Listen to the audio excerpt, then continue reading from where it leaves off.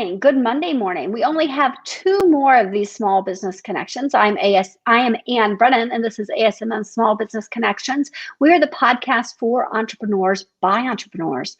Next week, we'll have one more guest, and the following week, you will get a whole new podcast. It will be Marketing Moms, and that will be just me and Anastasia, and we'll be talking.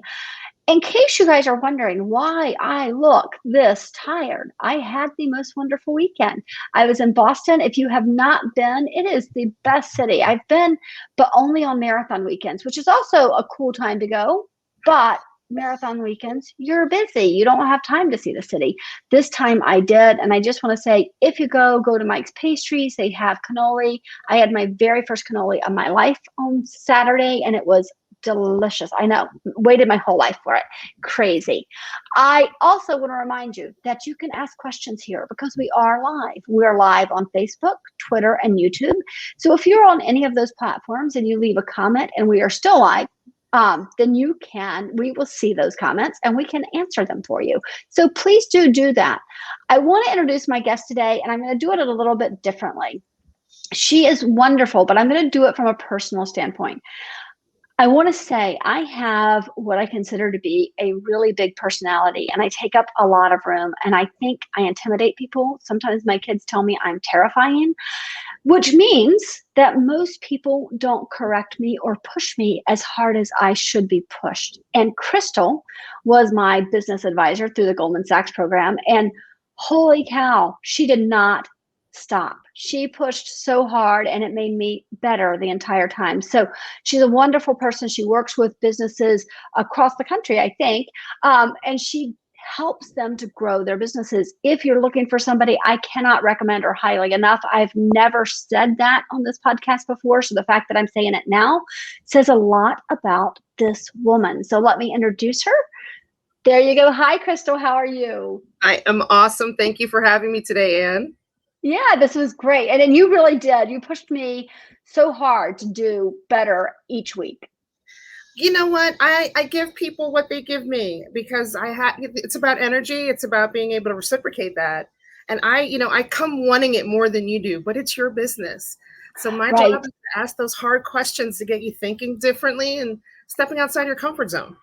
Well, and you did, because it's not, it's easy for me to say, oh, I know what I'm doing. But most of the time I don't. And let's talk about that, because most of us start a business because, we're either tired of working in the world where we've been working, or we have something that we're passionate about and we want to grow it. Most of us don't grow a business saying, oh, I can't wait to pay payroll, or I can't wait to look at my financials. None of us do that. So it's important that we learn that from somebody, and you help people do that. Absolutely. Absolutely. There is a sexy side to business, and then there's a not so sexy side to business. And it's all of those things that are outside of your passion, outside of your subject matter expertise. Like you said, it's the payroll. It's making sure that you've got strong operations. It's making sure that you have the right team around you to help actually manifest the dream that you have in your head of this whole business. It comes from doing these less than exciting activities. They're really foundational and help build a strong business so you can keep being creative and keep being that passionate person that you are about that industry that you're in or the expertise that you have. Absolutely. And it's so hard because when you're in it, you're just working. And if you don't look up, there's things, we talked about it, you helped me find it, things that I just wasn't doing.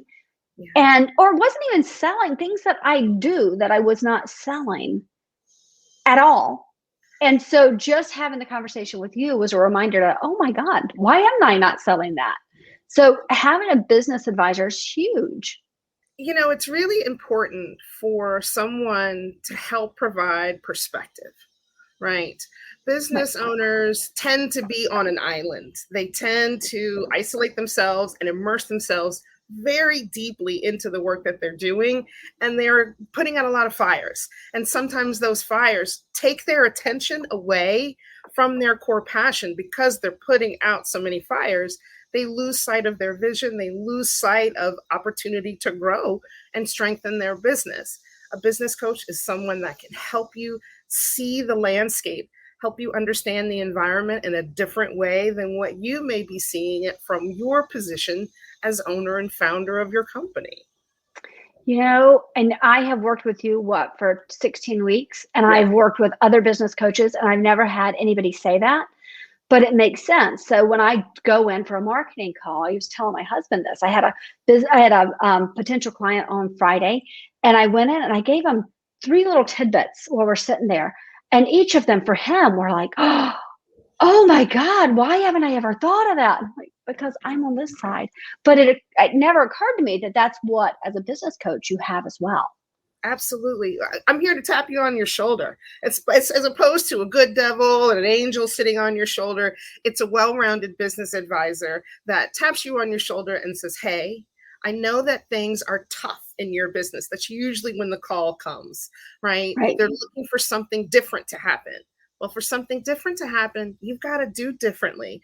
So coming out of your silo, taking a look at what's going on in your environment, whether it's directly related to your business or not, can spark ingenuity, can remind you of something, can bring you refocus to why you're in the business that you're in.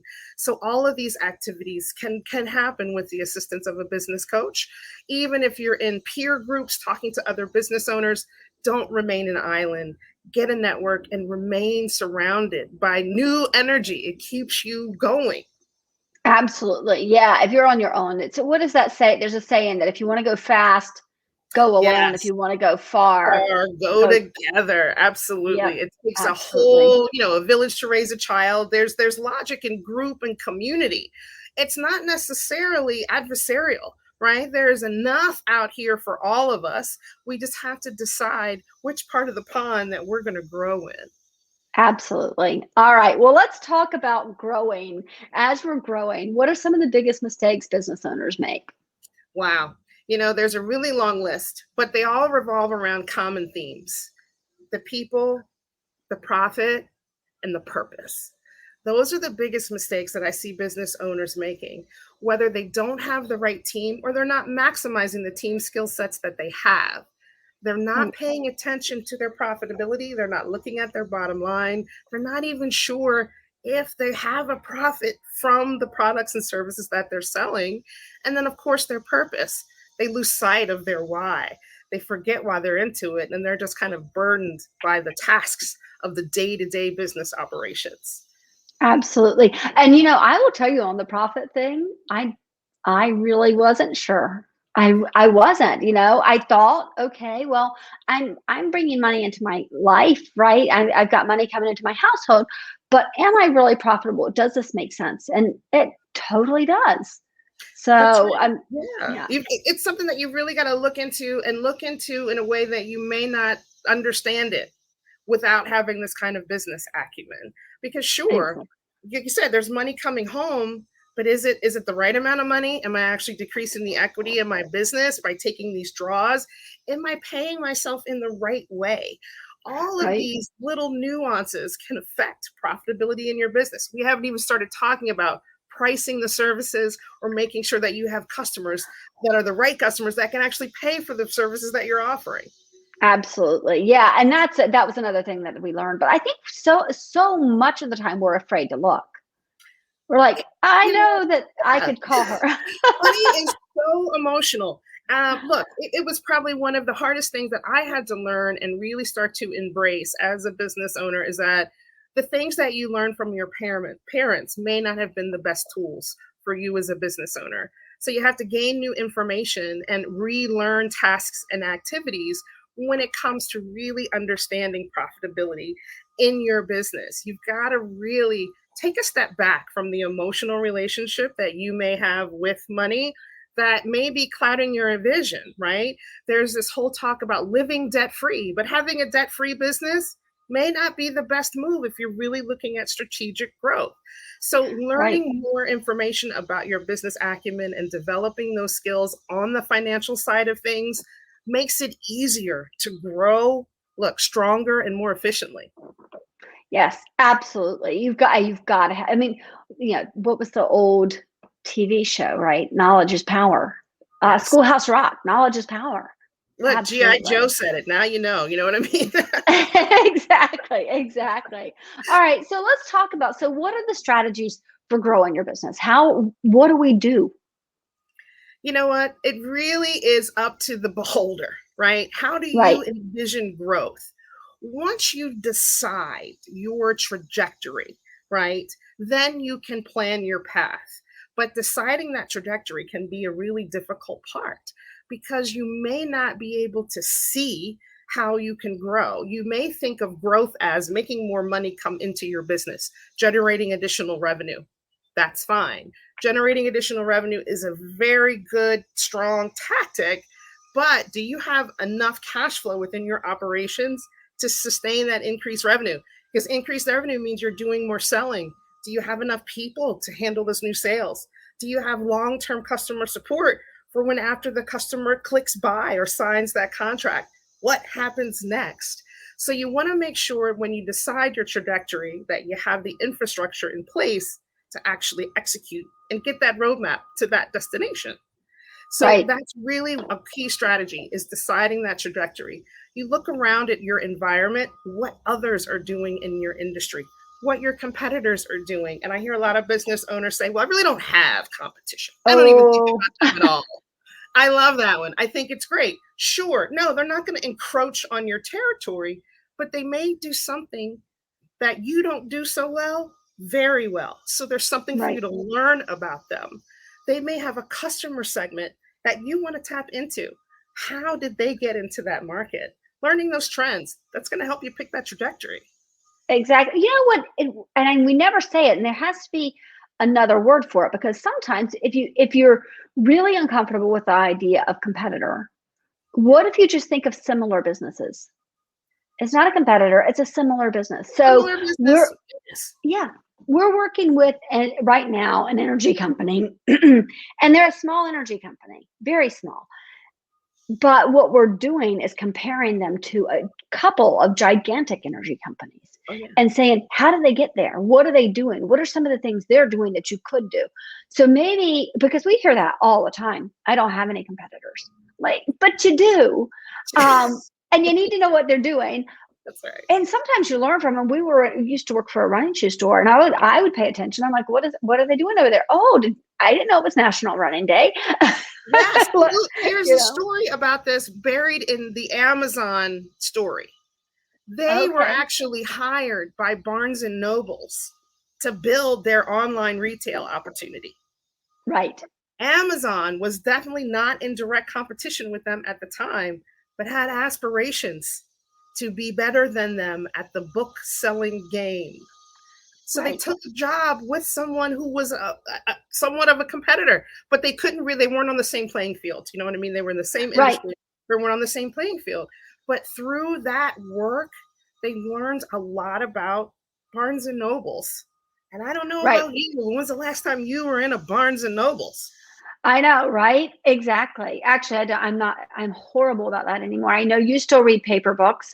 I generally read my books on Kindle, mostly because I read so much and I can carry 10 books. I can carry 100 books with me wherever I travel with my little Kindle. I do both. I've got paper and digital. It actually depends on how I'm trying to consume the information, which platform that I choose to take, and whether I'm Yeah. actually going to relay that information out to other people, because I'm an avid note taker. But Yes. we were talking about strategies to grow a business. Writing it down is one of those strategies that you've got to do. You've got to get it out of your head. You've got to get it out of concept and onto paper. So you've got to lay out that plan for yourself. You find that trajectory, you map out your plan, you write it down, right? You have to look at all aspects of your business so you can be prepared to take on that growth opportunity that may come your way. Absolutely. Write it down. Absolutely. Well, and one thing you guys taught me was that just because you can grow, just because it is a growth opportunity, doesn't mean it's one you want to take. Yeah, Right. And absolutely. so writing it down and working through it, is this worth your time right now? That's right. Right. Even Is it if worth your you time? don't have the energy to write it down, it's probably something you shouldn't dedicate time, talent, and other resources to. Absolutely. And if you write it down, then you can hone in on it. And for me, I do things. I jump in. So writing it down slows me down just enough to make me think, okay, should I? Yes. Strategy is something that you have to contemplate and think about. Strategy requires contemplation, data gathering, and assessment. You've got to be Yes. able to do those things before you start acting. Otherwise, you're going off kind of half-cocked. Right, exactly. Well, so let's talk about something else. If we right now we're talking about these established businesses, but when I started my business, I started with a business card and a computer, and that was it. And I didn't have a strategy. How much strategy do you need? Do you need strategy for a startup? Absolutely. How are you going to get from concept to proof of concept to revenue generating business? Some people look at developing a new business strategy as your business plan. That really is your roadmap that you would lay out to tell you how you're going to run this business.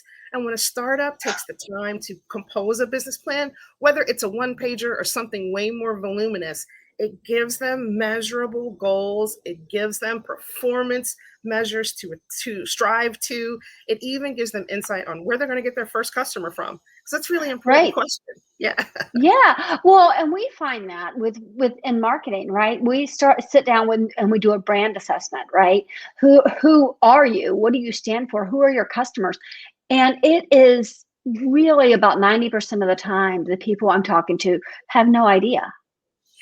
They Yeah. don't until we start analyzing it. So it is important that you know that who you're trying to target, what you're trying to do, where you're trying to go with this.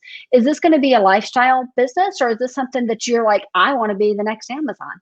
That's right. And having a plan, having something written for yourself, even as a startup, it helps you answer those questions for yourself and for the people who are going to need to support your business, whether it's staff you may bring on, suppliers you need to reach out to, or even customers. You're going to be consistent with the story that you tell and develop a really strong brand reputation for yourself. So yes, Yep. startups definitely need strategy. Absolutely. So I do have a question though, as somebody who is, somebody called it precrastination, not procrastination. So I just jump in, both feet. Let's do it. Anastasia's the same way. Let's just get it done. How do you, if you are a procrastinator, how do you keep from your business plan from becoming your piece of procrastination? Because I know people do that. They do. And I really want you to do a couple of things. I really want you to figure out personal fit, right? Being a business owner isn't easy, because if it was, everybody would be doing it. You need to get people around you who are in your industry, who are other business owners, and start talking to them so you can move from that procrastination to action. Something else that's going to be really helpful to you is when you do that primary plan for yourself, timelines and dates. You've got to set a date to get started, to do the thing. If you don't hold yourself accountable to your own hype, how is somebody else going to want to buy from you, going to want to work with you? You're setting yourself up for a harder time in business without getting from procrastination into action. Timelines, dates, and an accountability partner is a really helpful tool. Oh, yeah. So an accountability partner could be a business advisor as well, right? Why, yes. Accountability partner services is actually something that I do offer within the company. And it's almost like business counseling light. None of us are trained therapists, but we're really intuitive and we're really empathetic to the business owner, because there is a whole person back there. And we want to make sure that person is whole and has all the confidence they need to get out of procrastination, to get out of ruts, because it occurs. Life is up and down. It has peaks and valleys. We all know this. And sometimes you just need that little scoot up. But having strategy, having accountability, again, surrounding yourself with a network, developing a tribe, if you will be one of your saving graces. Absolutely. I love that. All right. So let's talk about something that I didn't know I needed until you told me I needed it, which is data. So first of all, why do you need it? And how the hell do you find it? Sorry, now I'm going to have an explicit. Sorry. That's not a surprise. Sometimes nothing fills the blank like an expletive. I get it. But Exactly. data are one of those things that help fill the blanks, right? There are a lot of unknowns in your business, but you don't want that uncertainty to foil you before you even get started. The way that you provide yourself with more knowledge and more information is gathering the data. Now, that data can come from a myriad of sources, a lot of which are absolutely free. Right. Absolutely free. You just got to let your fingers do the walking, like they used to say in the yellow pages, but you've got to do that on the internet. Get to your local library, ask your librarian about data. For startups, start with the industry data because you don't have any performance in your company. You want to find out what the industry is doing. And while I know everyone knows they have the new idea, there are very few original ones. There's somebody out there doing something similar to you that you can learn about the performance of their business or of their industry. Get that information. Reference USA is a great free website. Every library can provide this to you free of charge. Get to know your librarian, community colleges, your local universities. Ask those young people that are living in your home. They can see the internet better than you. Ask them Right. to help you, right? Don't be afraid to ask for help when starting a new business, especially when it comes to finding this data. Now, for an established business, there's a lot of data that's living and breathing within your own company. You just got to take some time to coordinate it and look at it and assess it and analyze it and see what you can learn from it. Just like we were talking earlier about profitability being a tender subject, unless you look at your own financial statements, you're never really going to know. And you need to Right. know. Yeah. Exactly. Well, I talk to people all the time who tell me that they argue with people over bringing in money, right? I can't, my accounts receivable is backing up.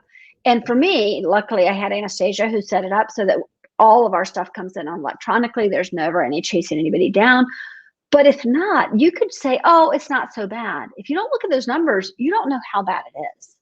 You don't know. Understanding what your days payable are is a powerful piece of data in your business. Look, I got very clear early on in my business that while I know finances are very important, it was data that I couldn't manage on my own. So I had to go Right. with a professional who I could trust with this information. And we could have very intellectual conversations about the data and what it means in my business, especially when it comes to my finances. Bringing this Yes. person on board who knows this information, look, reduced my days payable Right. dramatically. It increased my Exactly. cash flow. It made my business more profitable because someone was looking at the data. And I knew that I needed this help because it wasn't my strong suit. It wasn't my forte. That's not my subject matter expertise.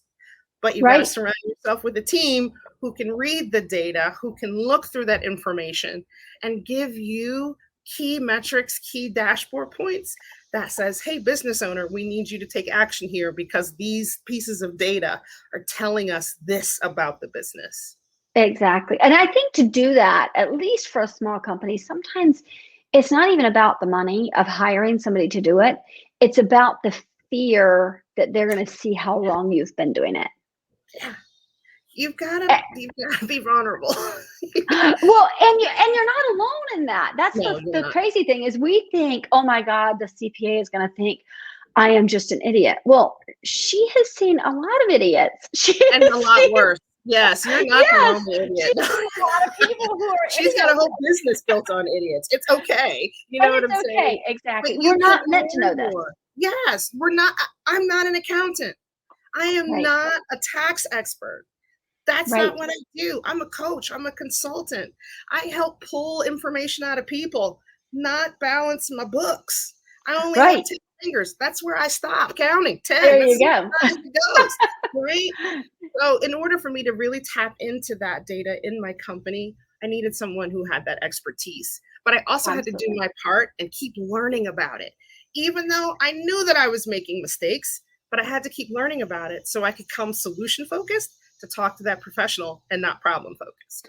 I want to go to that word you just said, solution focused. Mm-hmm. It is a huge word. So talk a bit about how that goes in. So we're going to talk about growing an established business, but that solution focus is part of that. Absolutely. Absolutely. Solution focused is a mindset that you want to take when problems occur. Problems are consistent, just like change is consistent. You can expect those things to happen. You have got to be thinking proactively how to resolve it, not how to dig yourself deeper into it, not how to Right. wallow in it. It's a mindset change. And if you are solution focused, answers come to you. Look, ruts don't last as long.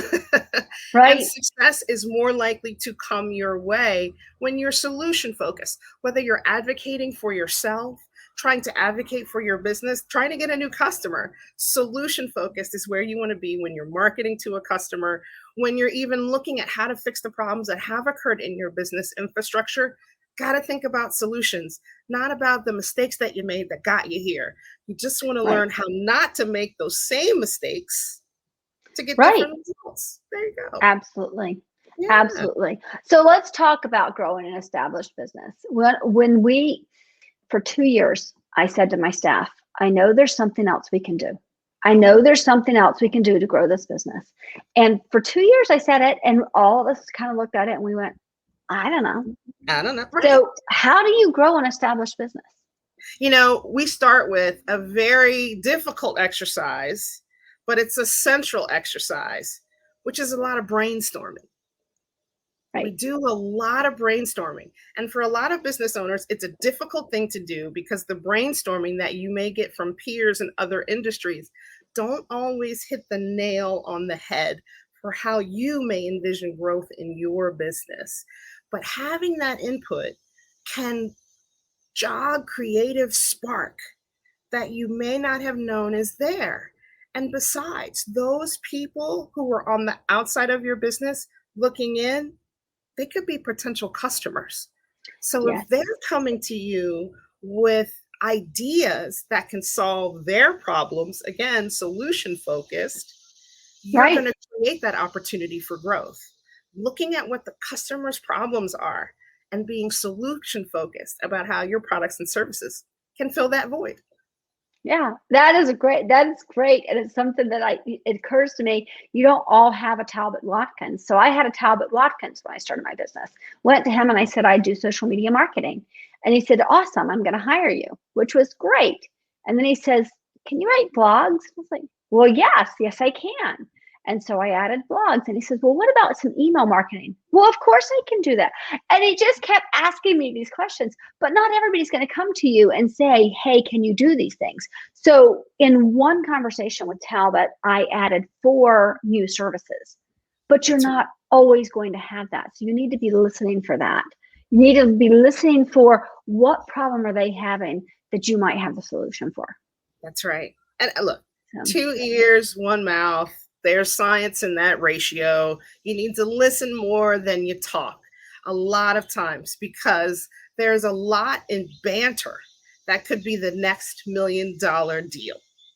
Absolutely. So, all right. Now I'm going to say something about you, and you know it because you are a lot like me in this one, in that you're talking to somebody, they tell you they're having a problem with something, and you're like, oh, I have a book for that. Yeah. So let's go to your book that you chose for the podcast today. Who Moved My Cheese? It's a classic business book by Spencer Johnson. I think this book was probably written more than 20 years ago now. But the moral of the story is whoever moved your cheese, wallowing in the fact that it's moved, isn't solution focused. What's solution focused is going out to find new cheese.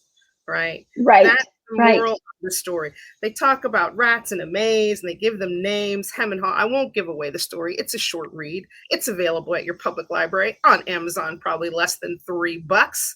That's how classic of a book this is. It's been around for a long time.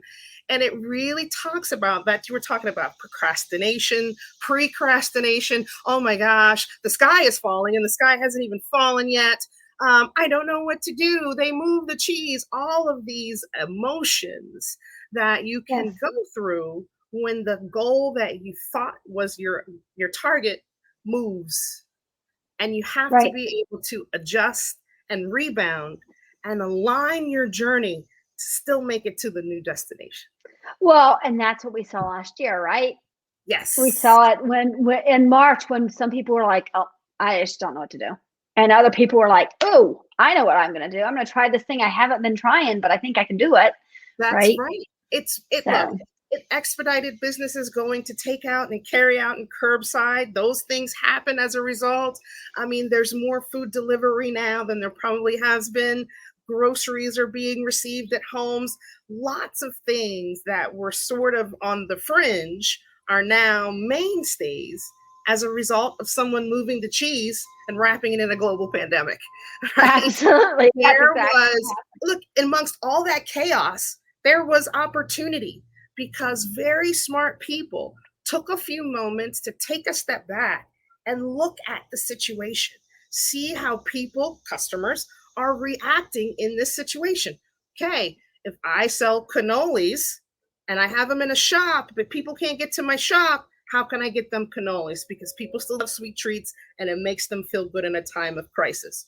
My gosh, delivery. I don't know about you, but I had French macarons actually delivered from Boston from a small business there who decided to start shipping her goods nationwide, taking on the extra expense of packing, but she's now got a nationwide business from a small little bakery in Boston. Right. And she just made that decision. She just decided to do it. She decided to do it. So, that's right. You know, Carlos Gill was on this show, almost 8 months ago now. And the same thing. Pandemic hit. He was a marketing person. That's what he did. He did marketing just like me. But 2 weeks after the pandemic hit, he's selling masks. And he ended up selling them to the NBA. A lot of NBA players are wearing them. A lot of the Major League Baseball players are wearing them because he just decided to do it. That's right. There are a lot of business stories like that. People who looked for the lighthouse in the storm. That's what a savvy entrepreneur does. And I use that word different than a business owner. An entrepreneur remains on the cutting edge of trends and information that are separate and apart from what it is that they're doing in their business. A business owner, while has a more narrow focus, focuses more on the people that are affected and impacted by their business and their local community. You want to think a little bit bigger and broader, especially when chaos occurs, because you'd be surprised at the things you can read from that. Absolutely. Cristel, this was so great. I'm so glad that you came on the show. So tell me how people find you.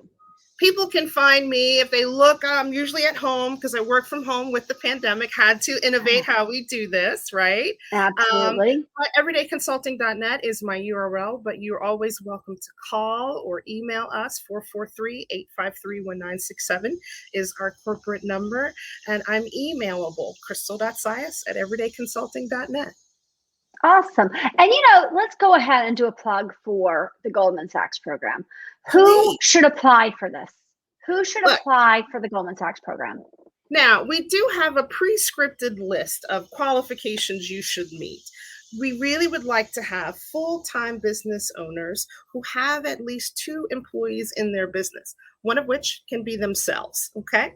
But we want you to have an annual revenue of $150,000. But we also understand in this climate that may be hard to reach if you've been in business for at least 2 years. So if you haven't quite met all of those requirements, apply anyway. Let us tell you no. Don't write yourself off that list, because we have been known to make exceptions for dynamic business owners who really have a willingness to learn and grow their business. Absolutely. And I understand you're looking right now. I mean, you're looking all over the country, but you're looking right now in Baltimore City. You want some Baltimore City businesses to apply. Absolutely. We want Baltimore City businesses to apply. The reason that the 10,000 Small Business program is in Baltimore is through a generous collaboration of Goldman Sachs and Bloomberg Philanthropies. Mike Bloomberg holds Baltimore City near and dear to his heart. He's a Hopkins graduate and made Baltimore his home for a short period of time after graduation. So he cares about this city, and he is doing his part through this program by supporting it and supporting the businesses. So we want to help Mike manifest his dream, right? By powering up Baltimore City. So we're encouraging everyone in the state to apply, but we do have a special focus and passion for Baltimore City. Absolutely. Thank you so much for this. You stick around 1 minute. I want to let everybody know what's coming up next, and I'll be right back to you. Thanks. All right, everybody. Next week we have not next week, the week after we have Marketing Moms. Next week we have one more of the Small Business Connection. Then we have Marketing Moms. That is going to be a really fun podcast because Anastasia and I are really fun, honestly. And we're going to talk about how to market your business, but we're going to start at the very beginning. What do you need to do before you put out your first post on social media? What are the things you need to do before that happens? And then we're going to walk you through all of it. We're going to give you new ideas each week. We're going to keep you up to date on what's happening in the industry. So it's going to be a different kind of podcast, but I think it's going to be fun. I hope you will subscribe and listen to it every week. We'd really appreciate that, and tell your friends about it. In the meantime, if you need help with your marketing and you don't want to do it yourself, that's asmmdigital.com. You can reach us there anytime. We do social media, we do websites and email marketing, any number of marketing things. And actually, if there's something we don't do, we've got a partner in that area for you. So please do give us a call, check out our website, see how we're doing. I want to come back to Cristel. Cristel, this has been really fun, and I'm going to miss seeing you every week. Oh, well, you can still call me. I'm a sucker for a cup of coffee. Okay. That's great. Well, I'm coming to bring you a basket anyway. So, yeah. All right, everybody. We will see you next week. Cristel, stick around for just 1 minute. All right. Bye-bye. Bye. Thank you.